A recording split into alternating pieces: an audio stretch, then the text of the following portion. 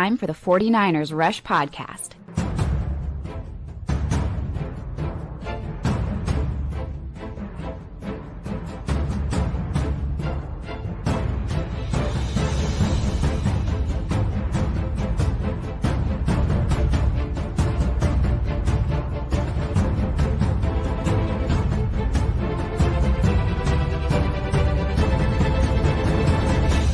And here's your host, John Chapman. All right, twice in one day. Now, this is going to be different because what I understand is a lot of people couldn't get the press conference, so I cut it up as best I could. I don't know if I'm supposed to do this, and if my channel gets taken down, it's what it is. I love you, but I'm going to do a little bit different than most podcasts that we typically do. I'm going to play a lot of clips. So I'm going to go through. I've got about 20 clips from the actual press conference itself, and I'll play those, and we'll just go through those. So a little bit less John Chapman, a lot more Kyle Shanahan, and a lot more John Lynch. So let's talk about that, and let's start off with Kyle Shanahan. And the first kind of questions were around Nick Sorensen and DC, moving on from Nick Sorensen, what that looks like and all that stuff. So here is Kyle Shanahan just on what it was like and why they chose to move off from Nick Sorensen. Yeah, first of all, it was a real tough decision. I love Nick as a person, and I love him as a coach. Still trying to hope to keep him on board in another capacity because he's a guy I don't want to lose. But just where we're at really as a team. Where I think we need to go. There's a lot of big decisions ahead for us, and as hard as it is for me to come to this conclusion, but I feel there's some options out there that can end up being a better option in the situation that we're in for our team. And when really it comes down to that, the position I'm in, regardless of anything else, that's always the stuff I got to go with. So it was a real tough decision for me, and I'm still hoping that we can keep Nick here, but I do. Now, and he goes into that a little bit more about hoping that he could keep Nick Sorensen here, but the idea that it's a tough situation, it's all that kind of stuff that's going on. Now, what I think is interesting is why did you move on from the coordinator now, and what's the difference between the past years? Because now the 49ers will have basically 4 defensive coordinators in 4 consecutive years, right? You had D'Amico, he left, and you had Wilks, then you had Sorensen. Now you're going to get a new DC. What's the difference between having a new DC now and going through that hiring process versus the past years? I don't believe anything went wrong in the process. I think, I'll tell you what, it's I think more opportunistic or easier process talking about it right now, whatever the date is today. It's a little bit harder in February, which the last 2 were in. Being the last team to finish last year, and before that, being the second to last team to finish makes it a lot different. So there's more opportunities out there, and planning on looking into all of them. Yeah, I think that's huge. And probably one of the biggest reasons I wanted to move on from Sorensen was, he was the last hired defensive coordinator last year. So 31 out of 32 teams were filled. You were kind of stuck. And they tried going after the big fish, Spags, Belichick. Didn't work out, Ulbrich. But now it's different. And so here's the thing that I think is interesting is not only are you looking at new defensive coordinators, but now you're trying to juggle the fact of keeping Nick Sorensen, despite having already told him and the team, you've lost your DC job. So Shanahan was asked, what's that going to be like, having Nick Sorensen being demoted but still in the building? Players, what's that like? I don't know. I haven't done it before. I'm sure it is a challenge. It has to do with, is that something that you want to do? Is it something you're comfortable with? I know our building would be comfortable with it. I know our players would be comfortable with it. This was a tough year, but no, Nick didn't lose any respect or anything like that from any of our players or our coaches. And I think if you talk to anyone, whether it's with you guys in the media or it's just one-on-one, he's got a lot of respect for people here, and everyone does think he's a good coach. I spent these last 2 days having exit interviews. It's been, to go through these 2 days where all I do is just talk to people, and you talk to everybody. Lots of good feedback on Nick, and I think the guys would be real excited if he was here next year.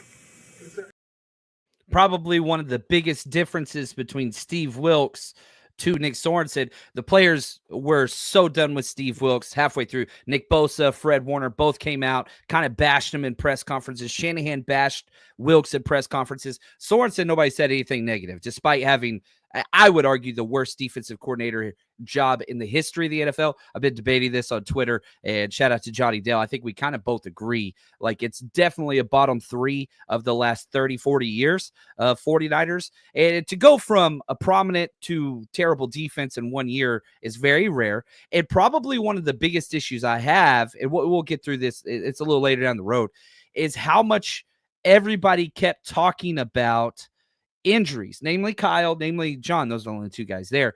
But it was kind of their answer for a lot of different things. Now, Kyle was asked, like, are you willing to change the defensive scheme with a new coordinator? Love the scheme that we've had here. I mean, I think it's one of the hardest things to go to when you got the right guys in the right spots. But I do think people adjust to schemes, and I think you have to adjust too, depending on your personnel. And I think that was a tougher thing for us this year. Just going into the season, it was a little bit harder than past seasons.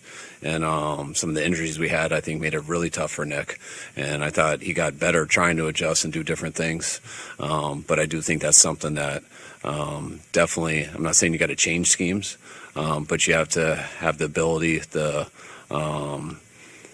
history, and the knowledge of how to change some stuff up when you're in some certain situations. And I think that we do need that more going forward. There you go. I mean, Kyle is not saying anything negative about anybody, and I don't think that he did. I don't think there was any throw it under the bus. I don't think there was any of that. It's just, man, we didn't get the job done. Injuries. We didn't get the job done. Kind of came across a lot. Now, he was asked, do you have like 1 or 2 guys? There's a report. Josina Anderson came out today saying the 49ers are expected to give an offer to Robert Saleh if he doesn't get one of his 2 head coaching interviews. So the Jags for sure for Robert Saleh, but there's also another team that's being leaked that he's probably going to be interviewing as head coach. But if he doesn't get those 2, the 49ers expect to offer him a job as defensive coordinator. But Kyle says they're going to talk to a lot of people. I think some of the stuff that, just where we're at, some of the decisions that we got to make and things like that. I think having the experience of going through this before, building things before, I think is definitely a bonus for me. It helps me with some stuff, so that's stuff I will look into. But again, you always, regardless, you don't want to put just any handcuffs on your decision. You're going to always try to figure out the best one, and so you got ideas going into that. But this being so early, I'm going to have an opportunity to talk to a number of guys too. So we'll see what that leads us to. You don't even know if all the guys are out there yet, because Ulbrich, who was the 49ers kind of first guy that they tried to get as DC last year, he's still employed by the Jets. So he hasn't been fired yet based on the new head coach. They could retain him. Jim Schwartz, what happens in Cleveland? Are they going to move on there? So there's a lot more guys that could become available. And yeah, Robert Saleh is definitely probably the easiest because he's been here, but the DC job itself, I mean, it's open.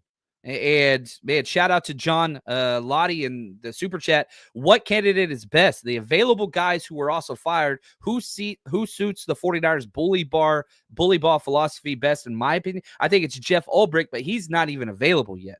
Robert Saleh, definitely, because he has been here. But I do kind of want some changes. I really, really do. And so Lou Anarumo definitely has to be involved in that.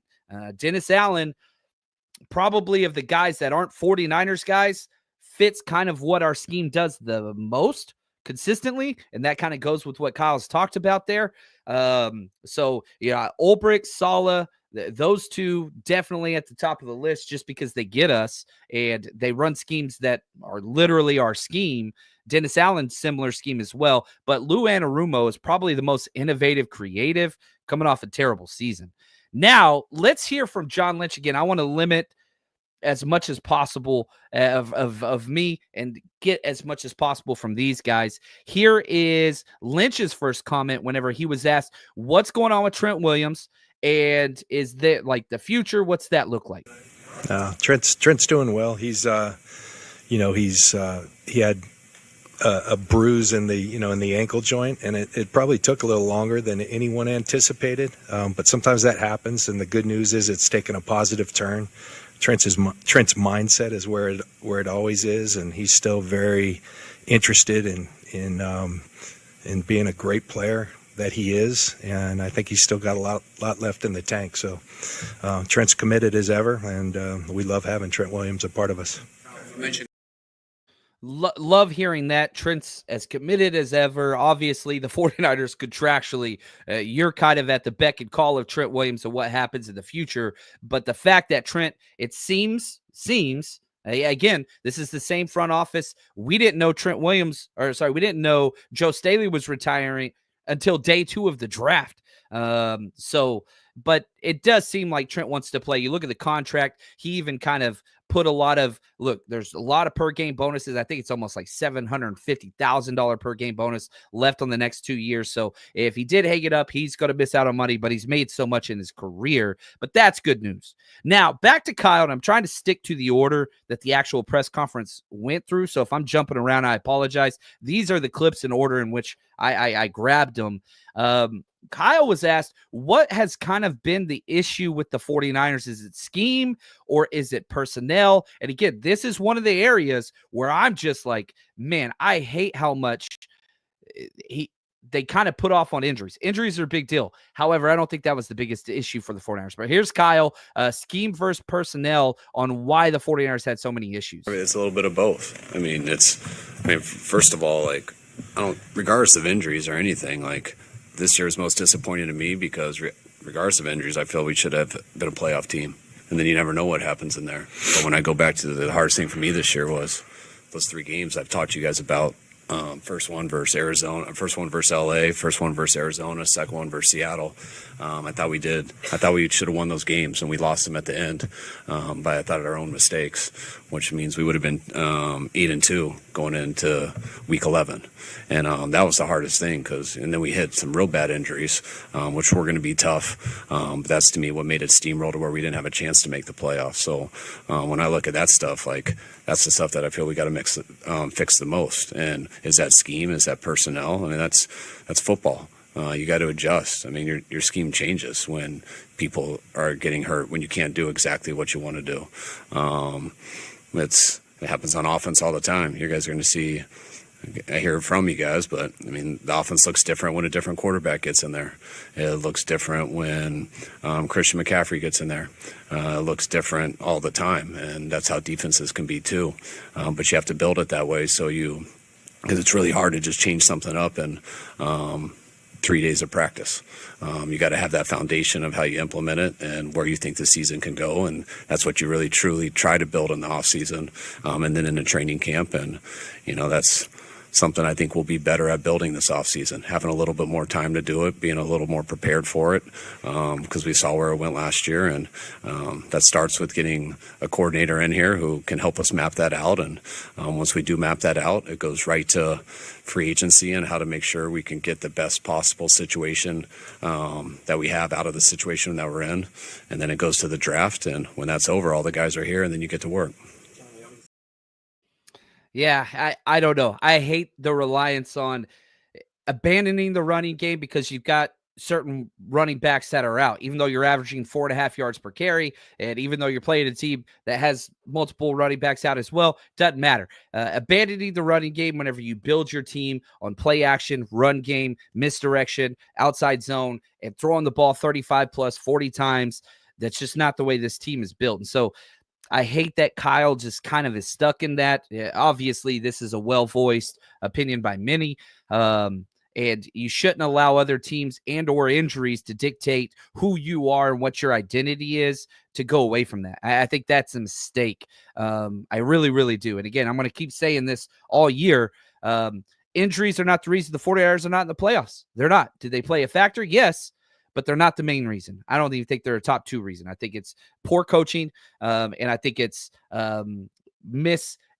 you're not evaluating your talent correctly. Literally having Jordan Mason lead the NFL in rush yards to just discard him completely and not allow him to be a factor in multiple games. And some of those were the biggest games of the year.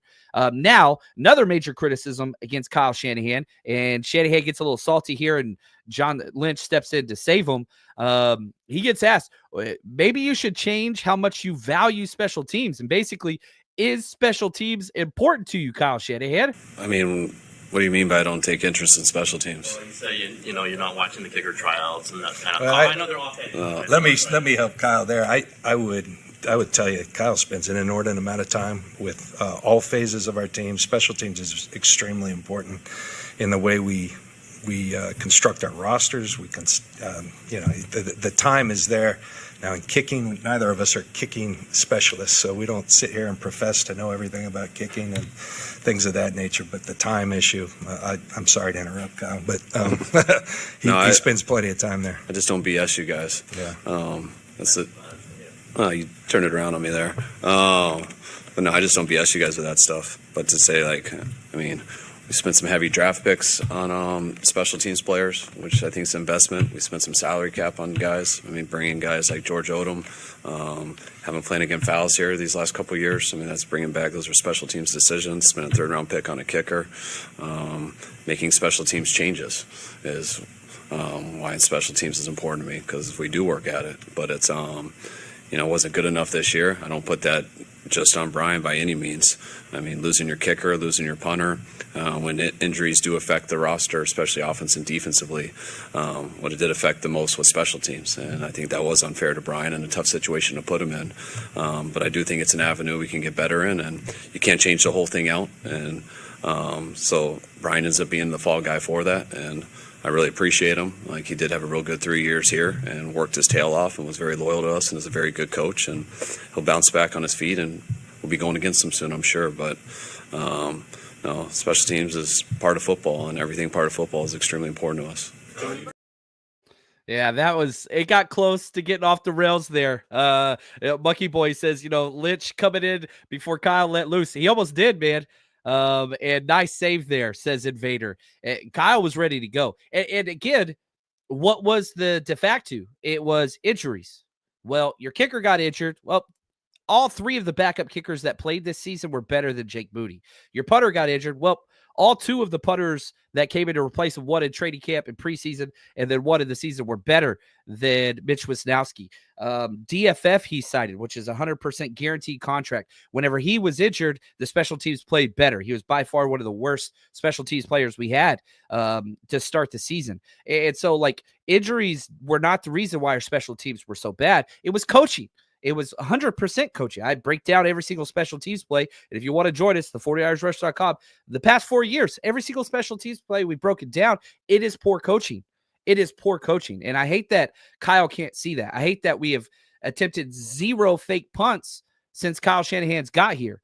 Despite every single year, 3 to 4, probably 3 to 6 positive special teams plays, especially fake punts against us. It's a major issue. John, appreciate the super chat. He says, what's it going to take for you to get a press pass? I don't want one. Thank you. You can be our voice, ask the questions. Yeah, that's not my thing. I think we've got so many great beat reporters that do a great job. Plus, if I'm a beat reporter and in there, I don't get a tailgate. That has been kind of well known and made known to me. And that is not, I want to be with the fans. I'm a fan. I don't want to be a beat reporter. I don't want to be objective. I want to increase the fan experience. That is what I want to do. And my role of that is tailgating, bringing people together, 40 Hours Rush road trips, all those things. And man, I like to wear my jerseys. There's nobody in those press conferences wearing a jersey and a Niners hat. That's who I'm going to be. Now let's get to the next part. So that was special teams. Then Brock Purdy contract talk. Purdy said he wants to get a deal done ASAP. He does not want to miss OTAs. How important is it to get that Brock Purdy deal done before OTAs? Spring workout start. Well, listen, I think what we know about Brock is that he's our guy. We've got, we have interest in Brock being around here for a long, long time. He's done so much for our organization. He's won big games, and had a little tougher task, as we all did this year, with some of the things that happened throughout the course of the year. We just never could string games where we were all together. And through that, he continued to lead. He continued to play at a high level. So we have every interest in him being around. The way this thing goes, these press conferences are necessary, but always kind of silly because Kyle's coaching. We spend time together all the time, and there's big issues that affect the team. But he's just getting off coaching. He's had his door shut for 2 days, doing exit interviews. We were just up, but we were talking about our players. We'll have some time here in the coming weeks to sit together and put our whole plan together. That's obviously a priority, that position, and we'll give it that attention. So, yeah, and I felt like I'm going to go a little bit out of order here because, this happened later. I want to make sure I have this cut right.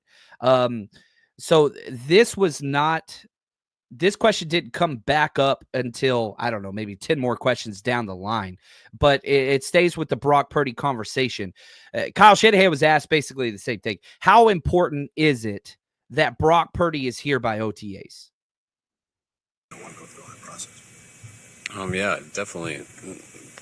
It's important to have our whole team back for OTAs. And that's actually, it's last year, it was like 8 weeks after our last game that our guys needed to be back for voluntary work and stuff, which I think is real important. And the year before that, it was like 9 or 10 weeks. So these last two, and then when we all got back, it was like, you could tell we all were back, but, we wish we had a little bit more time.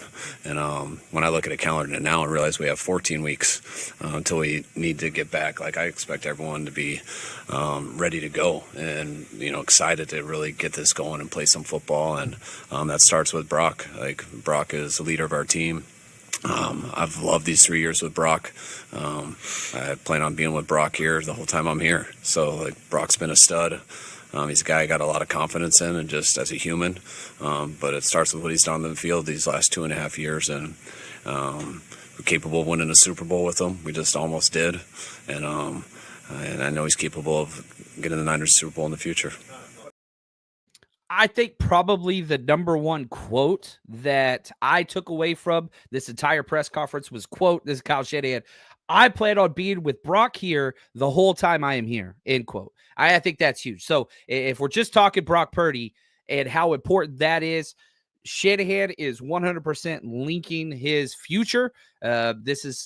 And that's exciting because if it's going to be a long-term deal, that's going to give the 49ers a lot of flexibility cap-wise. And so how long Shanahan plans on being here, he talked about his family and the kids at school, how he doesn't want to change it. He doesn't want to be anywhere else. It's here. He will have to be forced out of here. And I don't think we're to that point yet. And I don't think we're anywhere close to that point yet. But I do like the fact that, Shanahan is openly talking about, I want him here.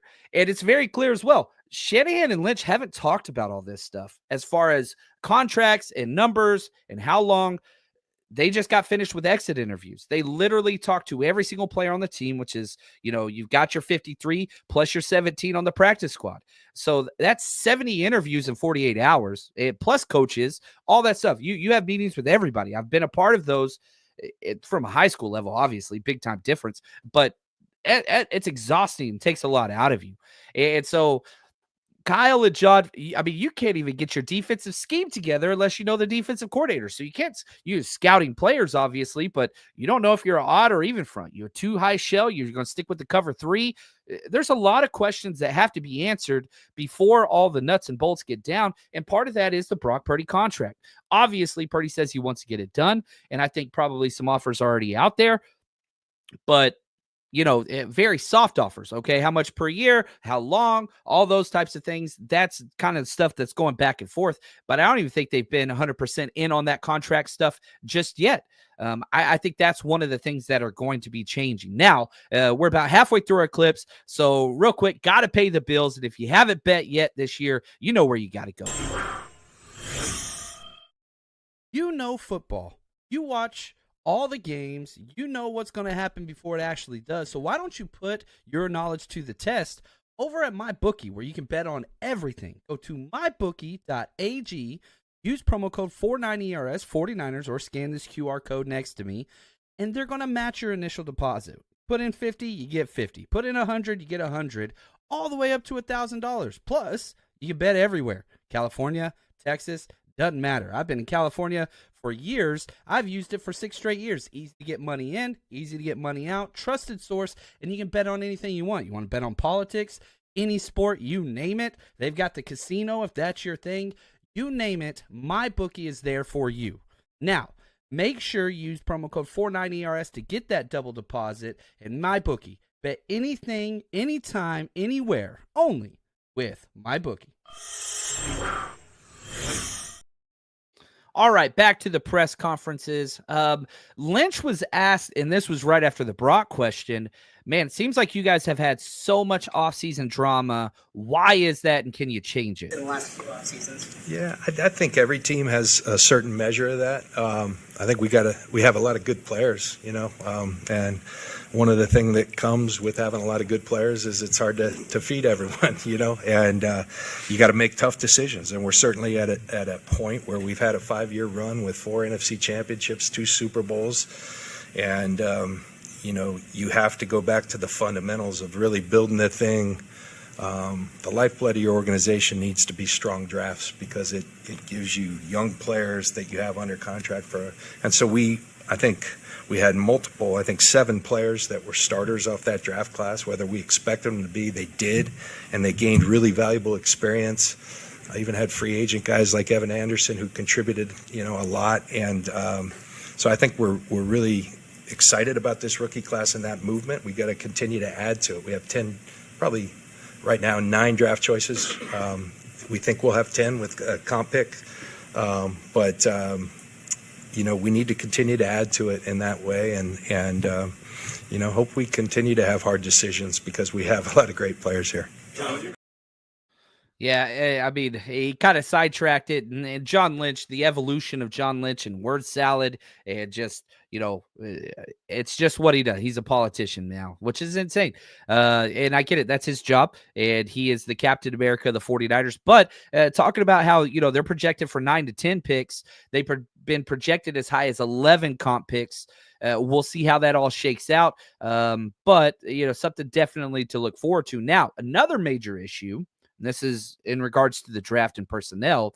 The 49ers were the worst fourth quarter team in the NFL. The defense finished dead last, 32nd in points allowed in the fourth quarter. Offense was right in the middle, but you combine those two, finished dead last in fourth quarter point differential, which is even more crazy when you figure Steve Wilkes and the 49ers finished first last year. Nick Sorensen took them all the way down to dead last, first to 32nd in 1 year.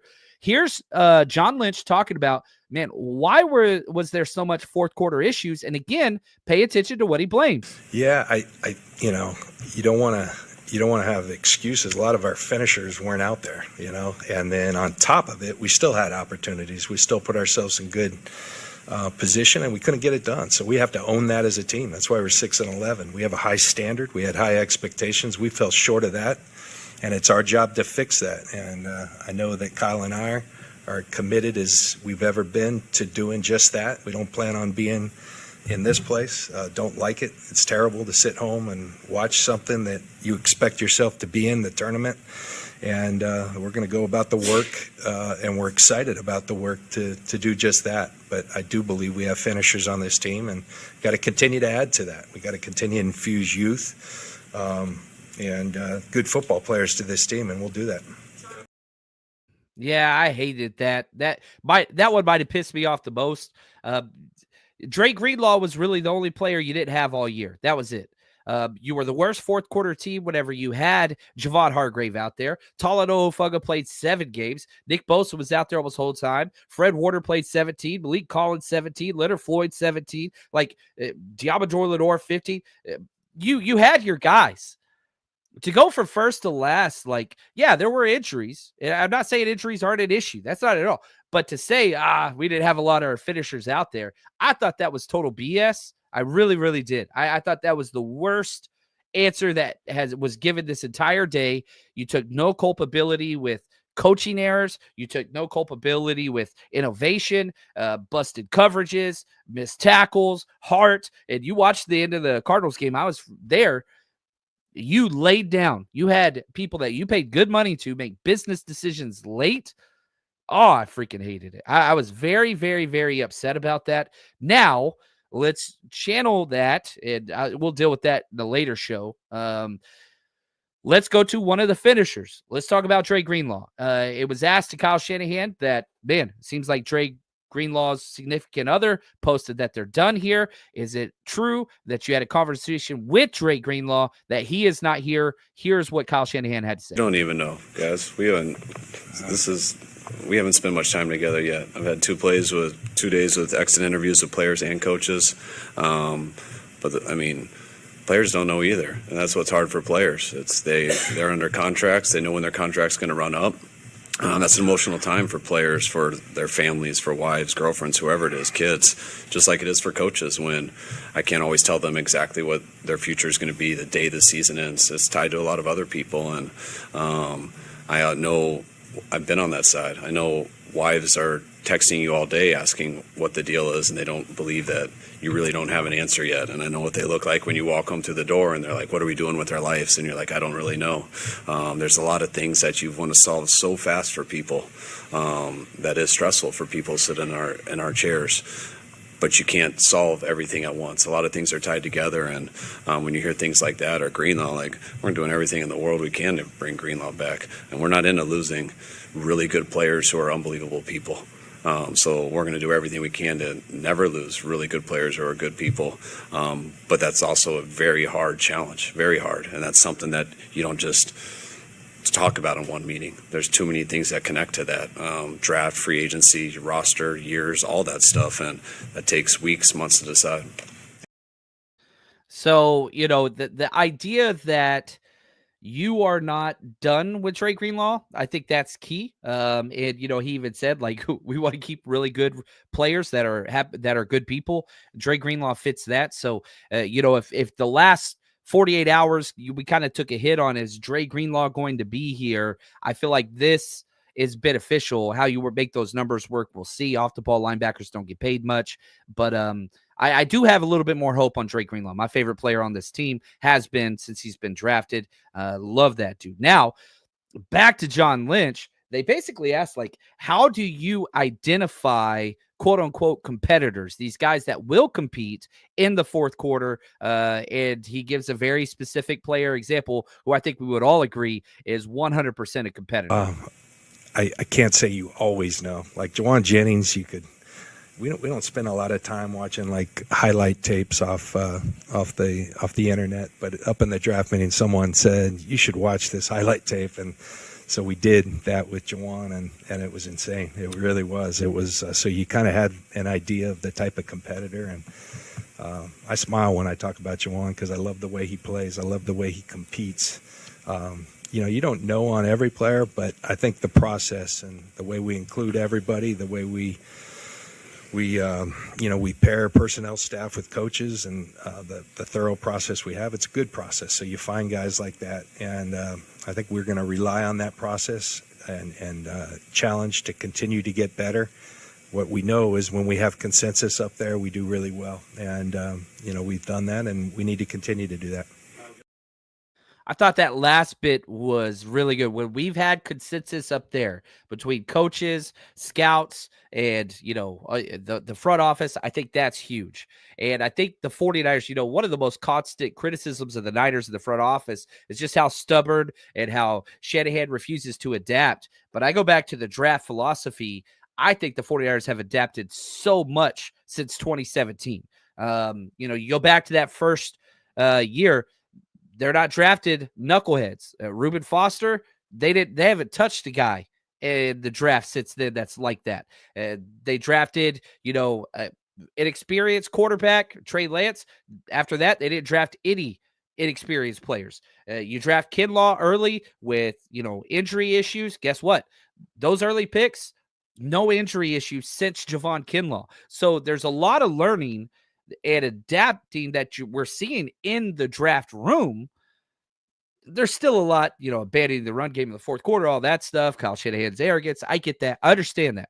However, I constantly go back to the way in which this team identifies talent and how they draft is evolving. Some of the things, the amount of picks spent on wide receivers and running backs and kickers and putters, that's ridiculous. And I hope that changes. But there's some that is still there. Now, this was probably the longest clip. And man, I think Kyle even got, I don't think like teared up or whatever, but you could tell the emotions start sinking in. And this is a hard thing whenever you are a coach or you are a player and you do go through these issues. The 49ers have gone through so much tragedy. And I thought that this was a really good answer from Kyle, just about how do you deal with all the off the field stuff. It's not easy.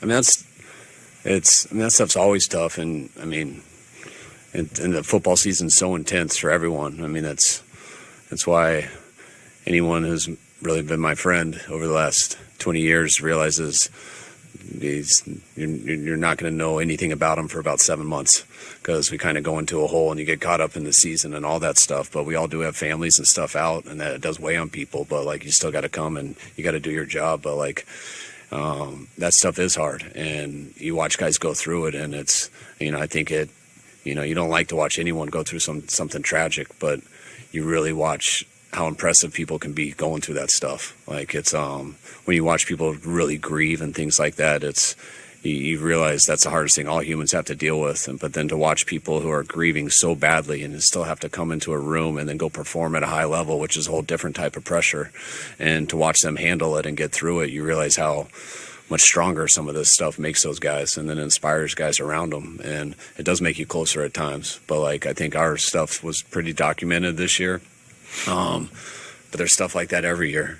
Maybe not quite as big or as many of them, but a lot of teams deal with that stuff, and we've been through a number over these years. And just going through it with Chris Furster and his wife last year, just her passing away a week before the Super Bowl and things like that, and going through it with Johnny over the years, when him battling his cancer and things like that. Like, everyone has those tough moments in life, but when you have to do it through this, it is unique. But when you go through it, I think it does make people a little bit closer and a little bit stronger for going through some of those moments. And that's that.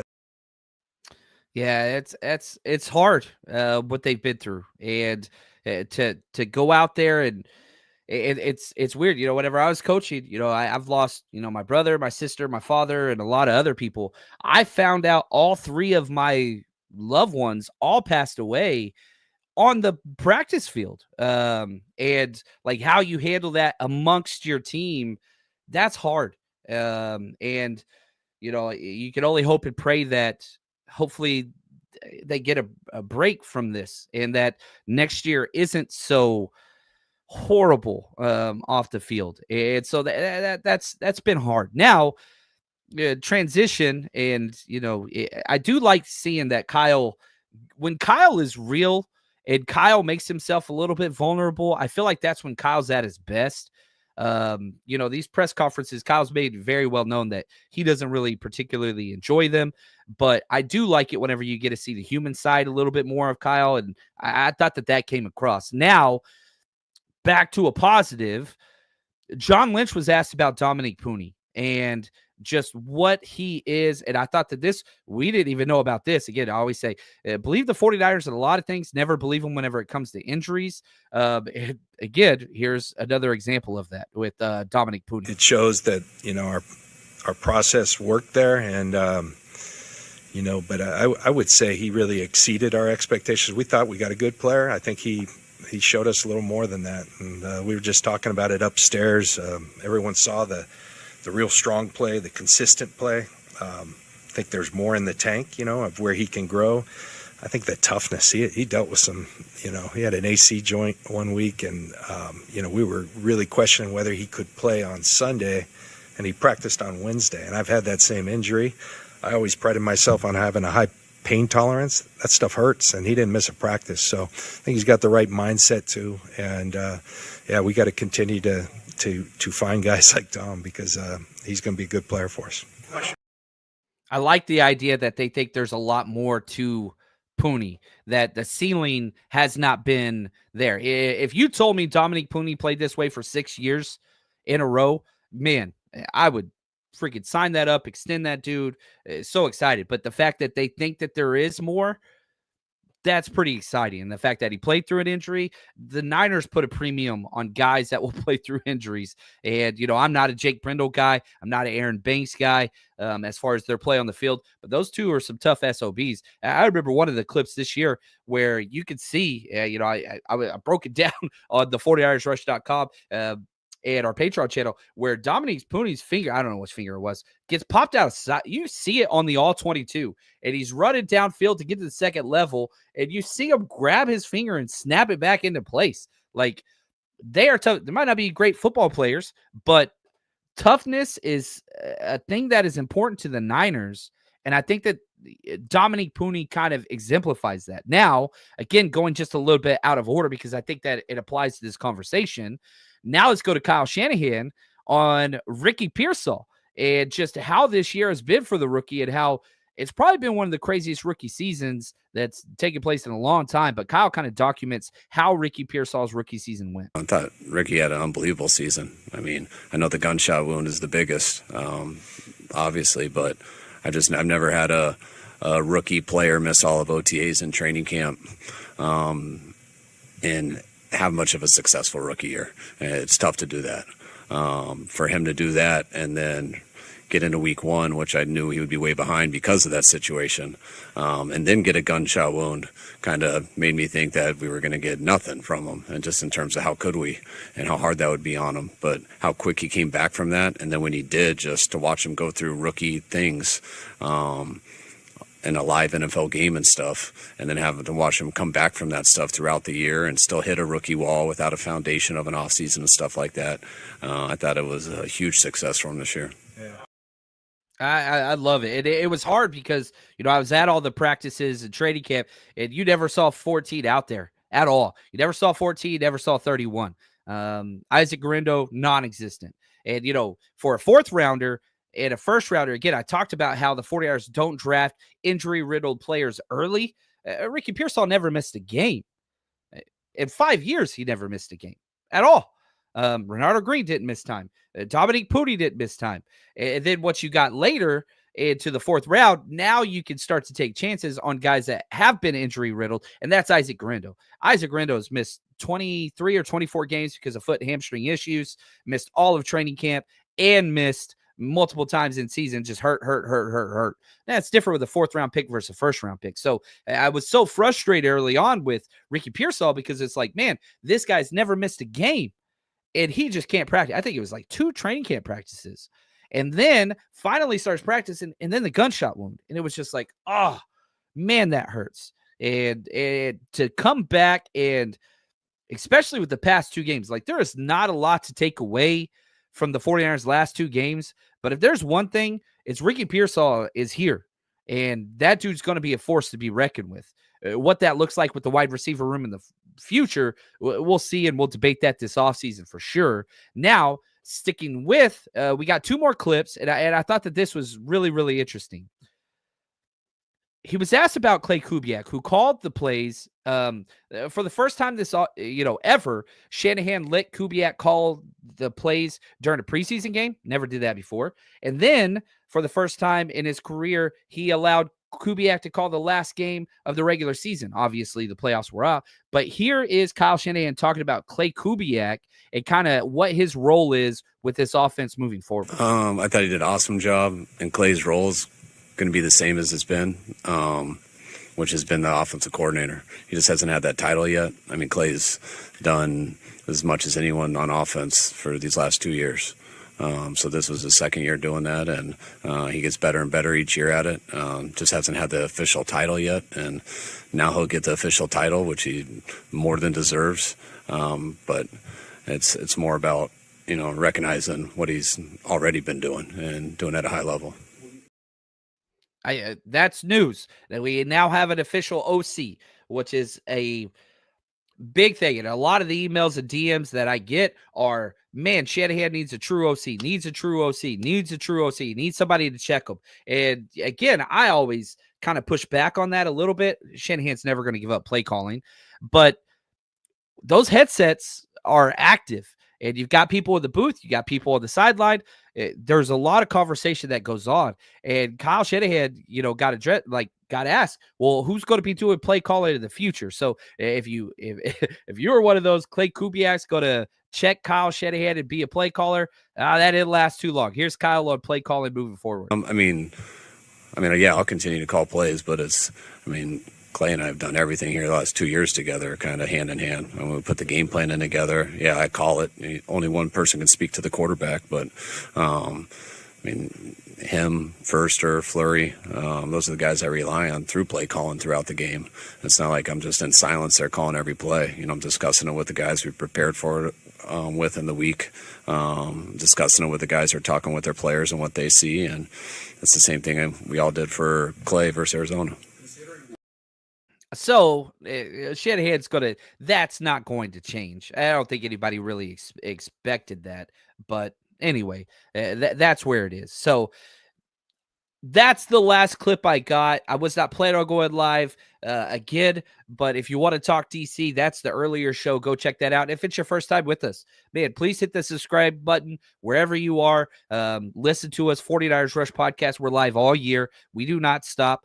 Draft content, 90-player roster breakdown where we do an episode of all 90 players on the active roster after the draft and free agency. So stick with us. We've been around for a while. I believe this is episode number 1305, 1305 of the 49ers Rush Podcast. But I want to say thank you guys, and hopefully you enjoyed this. And man, we'll be live hopefully tomorrow, and we got some renovations happening at the house. So if it's not too loud, I will be live in the morning. But you guys are the best. And until next time, stay strong, faithful.